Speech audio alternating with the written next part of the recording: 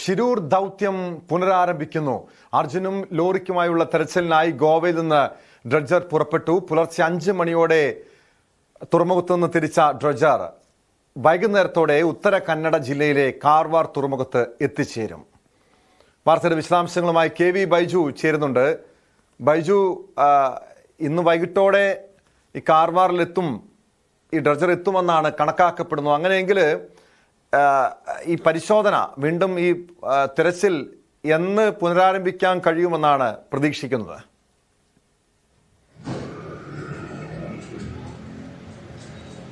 ടോമെ, ഇന്ന് രാത്രിയോട് കൂടി കാർവാർ തുറമുഖത്ത് എത്തും. പക്ഷെ നാളെയാണ് ഗംഗാവലി പുഴയിലേക്ക് ഇത്തരത്തിൽ കാർവാറിൽ നിന്നും ഈ ടഗ് ബോട്ട് യാത്ര പുറപ്പെടുക. 10 മണിക്കൂർ ആണ് സമയം പറയുന്നത്. അതായത് കാർവാർ തുറമുഖത്ത് നിന്നും ശിരൂരിലേക്ക് ഗംഗാവലി പുഴയിലേക്ക് എത്താൻ 10 മണിക്കൂർ സമയം വേണ്ടിവരും. അതുകൊണ്ട് തന്നെ വ്യാഴാഴ്ചയോടുകൂടി തിരച്ചിൽ പുനരാരംഭിക്കാനാണ് ഇപ്പോൾ ജില്ലാ ഭരണകൂടം ആലോചിക്കുന്നത്. ഇതിൽ ഏറ്റവും പ്രധാനം, നാളെ നിർണായകമായ ഒരു യോഗം കാർവാറിൽ ചേരുന്നുണ്ട്. ഇതിൽ ജില്ലാ കളക്ടർ, SP, MLA, അതായത് കാസർഗോഡിന്റെ മഞ്ചേശ്വരം MLA AKM അഷ്റഫ് ഉൾപ്പെടെ ഈ യോഗത്തിൽ പങ്കെടുക്കുന്നുണ്ട്. ആ യോഗത്തിലായിരിക്കും ഏത് രീതിയിലുള്ള തെരച്ചിലാണ് ഇനി നടത്തേണ്ടതെന്ന് സംബന്ധിച്ച ഒരു തീരുമാനമുണ്ടാവുക.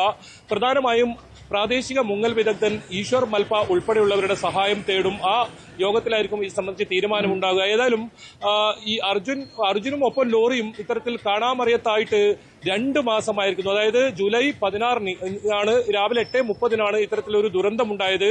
11 പേർ കാണാതാവുകയും പിന്നീട് 8 പേരുടെ മൃതദേഹങ്ങൾ കിട്ടുന്ന ഒരു സാഹചര്യമാണ് ഉണ്ടായത്. ഇനി അർജുൻ ഉൾപ്പെടെ 3 പേരെ കണ്ടെത്താനുണ്ട്. എന്തായാലും ഏറ്റവും അവസാന ഘട്ടത്തിലുള്ള ഒരു തെരച്ചിൽ എന്ന് വേണം പറയാൻ. ജില്ലാ ഭരണകൂടം വ്യക്തമാക്കിയിരിക്കുന്നതും ആ രീതിയിലാണ്. 10 ദിവസം നീണ്ടു നിൽക്കുന്ന ഒരു തിരച്ചിൽ. 1 കോടിയോളം രൂപയാണ് ഈ ഡ്രഡ്ജറിന് ചെലവ് വന്നിട്ടുള്ളത്. ആ പണം കർണാടക സർക്കാരാണ് വഹിച്ചിരിക്കുന്നത്. എന്തായാലും വലിയ പ്രതീക്ഷയുണ്ട് ദൌത്യ സംഘത്തിന്. ഈ ലോറി കണ്ടെത്താനാകും. ഒപ്പം ലോറിയുടെ ക്യാബിനകത്ത് അർജുൻ ഉറങ്ങുന്ന ഒരു സാഹചര്യമാണ് ഉണ്ടായത്. അതുകൊണ്ട് തന്നെ ക്യാബിനകത്ത് നിന്നും അർജുന്റെ ഏതെങ്കിലും ശരീരാവശിഷ്ടങ്ങൾ കിട്ടും എന്ന ഒരു പ്രതീക്ഷയുണ്ട്. കുടുംബവും അത് തന്നെയാണ് പറയുന്നത്. അവസാനമായ ഇത് കിട്ടണം എന്ന ഒരു ആഗ്രഹം. എന്തായാലും അർജുന്റെ ഭാര്യ ഉൾപ്പെടെ ശിരൂരിലേക്ക് ഇത്തവണ എത്തുന്നുണ്ട് എന്നതാണ് ഏറ്റവും പ്രധാനം. അവർ ഈ സ്ഥലത്തേക്ക് വരുന്നുണ്ട്. സഹോദരി വരുന്നുണ്ട്. സഹോദരി ഭർത്താവ് ജിതിൻ ഉൾപ്പെടെയുള്ളവർ ഇപ്പോൾ ശിരൂരിലേക്ക് തിരിച്ചിട്ടുണ്ട്. നാളെ ആയിരിക്കും ഈ കുടുംബം എത്തുക. അർജുന്റെ ഭാര്യ ഉൾപ്പെടെയുള്ളവർ നാളെ ആയിരിക്കും എത്തുക. എന്തായാലും വളരെ നിർണായകമായ ഒരു ദിവസങ്ങളാണ് ഇനി കടന്നു പോകുന്നത്. ഈ ലോറി കൃത്യമായി സോണാർ പരിശോധനയിൽ കണ്ടെത്തിയിട്ടുണ്ട്. അവിടെ ചളിയും മണ്ണും ഒക്കെ നിറഞ്ഞു നിൽക്കുന്ന ഒരു സാഹചര്യമുണ്ട്. ആ ചെളി മാറ്റി ലോറി പുറത്തേക്ക് എടുക്കുക എന്നാണ് ഏറ്റവും ദുഷ്കരമായ ഒരു ദൌത്യ സംഘത്തിന് മുമ്പിലുള്ള വെല്ലുവിളിയും അത് തന്നെയാണ്. ആ പ്രവൃത്തിയാണ് നടക്കുക. എന്തായാലും നേരത്തെ വടം ഉൾപ്പെടെ ഈ ലോറിയുടെ കയർ, ഈ തടി കെട്ടിയിരുന്ന കയർ നേരത്തെ ലഭിക്കുന്ന ഒരു സാഹചര്യം ഉണ്ടായിരുന്നു. ആ സ്ഥലത്ത് തന്നെയാണ് നേവിയുടെ പരിശോധനയിൽ ലോറി ഉണ്ട് എന്ന് കണ്ടെത്തിയത്. ആ സ്ഥലത്തായിരിക്കും ഇത്തരത്തിൽ ഡ്രഡ്ജർ ഉപയോഗിച്ച് മണ്ണ് മാറ്റി ലോറി കണ്ടെത്തുക. ഏതായാലും മുങ്ങൽ വിദഗ്ധൻ ഈശ്വർ മൽപ്പയുടെ സഹായം കൂടി തേടി സ്ഥിതിക്ക് അവരും കൂടി ഈ ആഴങ്ങളിലേക്ക് പോകും. ഈ ലോറി ക്യാബിനിൽ ഉണ്ടോ എന്നത് പ്രാഥമികമായി നോക്കും. അതല്ലെങ്കിൽ ലോറി ഉയർത്തി ക്രെയിൻ ഉപയോഗിച്ച് പുറത്തേക്ക് എടുക്കുക. അതായിരിക്കും ഏറ്റവും വലിയ വെല്ലുവിളിയും. എന്തായാലും എല്ലാ ഒരുക്കങ്ങളും ഈ ഗംഗാവലി പുഴയിൽ ഇപ്പോൾ ആരംഭിച്ച് കഴിഞ്ഞിട്ടുണ്ട്. അത് വലിയ വെല്ലുവിളി നിറഞ്ഞ കാര്യമാണ്. ബൈജു സൂചിപ്പിച്ചതുപോലെ ഇതിനു മുൻപ്, അതായത് അർജുനെ കാണാതായതിനു ശേഷം അന്ന് നടത്തിയ തിരച്ചിലിൽ ഏറ്റവും വലിയ വെല്ലുവിളി നിറഞ്ഞത് കാലാവസ്ഥയായിരുന്നു. ഇപ്പോൾ കാലാവസ്ഥയുടെ സാഹചര്യം, കാലാവസ്ഥ അനുകൂലമാണോ? അത് ഒരു കാര്യം അറിയണം. 2, ഈ തെരച്ചിലിന് നേതൃത്വം നൽകുന്നത് ആരാണ്? നേരത്തെ സൈന്യമുണ്ടായിരുന്നു. ഇത് കർണാടക സർക്കാരിനെ കൂടാതെ മറ്റേതെങ്കിലും ഏജൻസികൾ ഈ തെരച്ചിലിന്റെ ഭാഗമാകുന്നുണ്ടോ?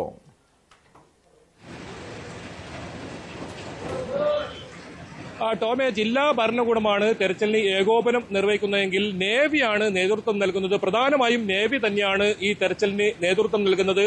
അവർക്ക് സഹായിക്കാനായി ഇത്തരത്തിൽ മറ്റ് എല്ലാ സംവിധാനങ്ങളും ഉണ്ടാകും എന്ന് തന്നെയാണ് ജില്ലാ ഭരണകൂടം വ്യക്തമാക്കുന്നത്. അതാണ് നേരത്തെ ഞാൻ സൂചിപ്പിച്ചത്. പ്രാദേശിക മുങ്ങൽ വിദഗ്ധൻ ഈശ്വർ മൽപ്പ ഉൾപ്പെടെയുള്ളവരുടെ സഹായം ഏതായാലും തേടുന്നുണ്ട്. അത് സംബന്ധിച്ച് നാളത്തെ യോഗത്തിലായിരിക്കും തീരുമാനമുണ്ടാവുക. AKM അഷ്റഫ് MLA ഉൾപ്പെടെയുള്ളവർ ഈ യോഗത്തിൽ പങ്കെടുക്കുന്നുണ്ട്. എന്തായാലും വ്യാഴാഴ്ചയോടുകൂടി ഈ തിരച്ചിൽ ആരംഭിക്കാൻ കഴിയും. ടോം സൂചിപ്പിച്ചതുപോലെ തന്നെ കാലാവസ്ഥ നിലവിൽ അനുകൂലമാണ്. കഴിഞ്ഞ ദിവസങ്ങളിലൊന്നും തന്നെ മഴ ഉണ്ടായിരുന്നില്ല. ഈ ഗംഗാവലി പുഴയിൽ അടിയൊഴുക്കും കുറവാണ്.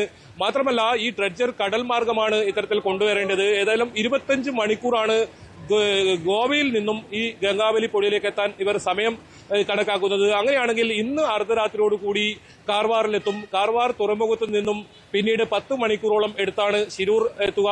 ഇവിടെ കൊങ്കൺ റെയിലിന്റെ 2 പാലങ്ങളുണ്ട്. ആ പാലത്തിനകത്തുകൂടി വേലി ഇറക്ക സമയത്തായിരിക്കും മിക്കവാറും ഈ കൊണ്ടുവരിക. കാരണം ഈ ക്രെയിൻ ഉൾപ്പെടെ കടത്തിവിടേണ്ടതുള്ളതുകൊണ്ട് തന്നെ ഒഴുക്ക് പ്രശ്നമാണ്. അതുകൊണ്ട് വേലി ഇറക്കം സമയത്ത് കൃത്യമായി നോക്കി ആ സമയത്തായിരിക്കും എത്തുക. ഏതായാലും ടഗ് ബോട്ടിൽ ഈ ഡ്രഡ്ജർ ഉപയോഗിച്ച് 45 മീറ്റർ വരെ താഴ്ചയിൽ ഈ ഇത്തരത്തിലുള്ള മണ്ണ് ചെളിയും ഒക്കെ മാറ്റിയെടുക്കാൻ കഴിയുന്ന ഒരു സംവിധാനമാണ്. 1 കോടി രൂപയാണ് ഇതിന് വാടക. അത് 10 ദിവസം, ഏതായാലും 3 ദിവസമോ 4 ദിവസമോ ഉപയോഗിച്ചാലും 10 ദിവസത്തെ വാടക എന്തായിരുന്നു കമ്പനി അധികൃതർ നേരത്തെ വ്യക്തമാക്കിയത്. ആ പണം മുൻകൂറായി തന്നെ കമ്പനിക്ക് സംസ്ഥാന സർക്കാർ നൽകിയിട്ടുമുണ്ട്. ഏതായാലും മറ്റ് തടസ്സങ്ങൾ ഒന്നുമില്ല. കാലാവസ്ഥ വളരെ അനുകൂലമാണ് നിലവിൽ. അത് പരമാവധി പ്രയോജനപ്പെടുത്തി ഇത്തരത്തിൽ ഈ ലോറി പുറത്തേക്ക് എടുക്കുക. ലോറിക്കകത്ത് അർജുൻ ഉണ്ടോ എന്നറിയാം. അതിനൊപ്പം കന്നഡികരായ 2 പേരെ കൂടി കണ്ടെത്താനുണ്ട്. ആ തെരച്ചിൽ കൂടി ഇതിനോടൊപ്പം ഉണ്ടാകും. ജഗന്നാഥും അതുപോലെ തന്നെ ലോകേഷും ഇവരെയും കണ്ടെത്തേണ്ടതുണ്ട്. ഇവരുടെ കുടുംബവും ഇത്തരത്തിൽ വലിയ കാത്തിരിപ്പാണ്. എന്ത് സംഭവിച്ചു എന്നറിയാം. ഏതായാലും ഇവരെല്ലാം ഒരു കാണാമറയത്ത് എന്ന് തന്നെ പറയേണ്ടി വരും. അവരെ കണ്ടെത്തുക എന്ന് തന്നെയാണ് പ്രധാന ലക്ഷ്യം. കഴിഞ്ഞ ദിവസങ്ങളിലെല്ലാം ഈ കുടുംബം ഇവിടെ വലിയ തോതിൽ പ്രതിഷേധിക്കുന്ന ഒരു സാഹചര്യം കൂടി ഉണ്ടായിരുന്നു. അതുകൊണ്ട് തന്നെയാണ് സമ്മർദ്ദം വലിയ തോതിൽ കർണാടക സർക്കാരിന് മേൽ ഉണ്ടായിരുന്നു. അതുകൊണ്ടാണ് വളരെ പെട്ടെന്ന് ഇന്ന് ബൈജു, കാരണം ഈ അർജുനെ കാണാതായിട്ട് ഇപ്പോൾ 2 മാസം പിന്നിടുകയാണ്. ഈ 1 മാസം മുൻപ് തന്നെ ഡ്രഡ്ജർ എത്തിക്കണം, വിശദമായി തെരച്ചിൽ നടത്തണമെന്നൊക്കെ ആവശ്യം കുടുംബം ഉന്നയിച്ചിരുന്നു. കേരളം ഒന്നടങ്കം ഈ വിഷയത്തിൽ ആവശ്യവുമായി കർണാടക സർക്കാരിനെയും കേന്ദ്ര സർക്കാരിനെയും അടക്കം ബന്ധപ്പെട്ടിരുന്നു. പക്ഷെ എന്തുകൊണ്ടാണ് ഡ്രഡ്ജർ എത്തിക്കാൻ ഇത്ര വൈകാനുള്ള കാരണമായത്? ഇതുമായി ബന്ധപ്പെട്ട എന്തെങ്കിലും വിശദീകരണം ജില്ലാ ഭരണകൂടം നൽകുന്നുണ്ടോ?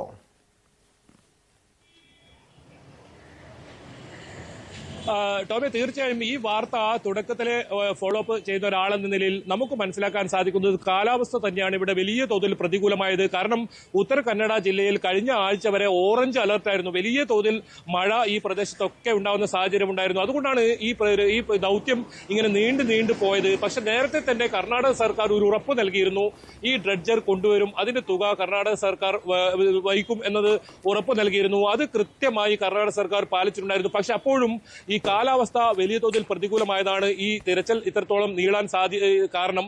ഈ കഴിഞ്ഞ ദിവസങ്ങളിൽ, അതായത് ഈ ഒരു 4 ദിവസത്തോളം തുടർച്ചയായി മഴയില്ലാത്ത ഒരു സാഹചര്യവും, മാത്രമല്ല നേരത്തെ സൂചിപ്പിച്ചതുപോലെ തന്നെ ഇത്രയും വിലപിടിച്ച ഒരു ഡ്രഡ്ജർ കടൽ മാർഗമാണ് 25 മണിക്കൂറോളം എടുത്ത് ഈ ശിരൂരിലേക്ക് എത്തിക്കേണ്ടത്.